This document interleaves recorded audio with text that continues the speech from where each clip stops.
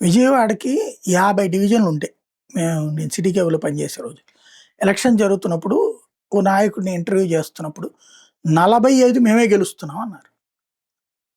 మామూలుగా అప్పుడు ఇంకేముంటది దాంట్లో ఎలా గెలుస్తున్నారు సార్? ఎంత బాగా ఆలోచించారు సార్? ఎంత ప్లాన్ సార్? ఇవాల్టి రోజున అట్లా అడుగుతారు. ఇప్పుడు మాలాంటోళ్ళం కొంచెం తింగరతనం గదా! ఆ ఓడిపోయే 5 డివిజన్ల పేర్లేంటో చెప్పండన్న. 5 చెప్పేశారు.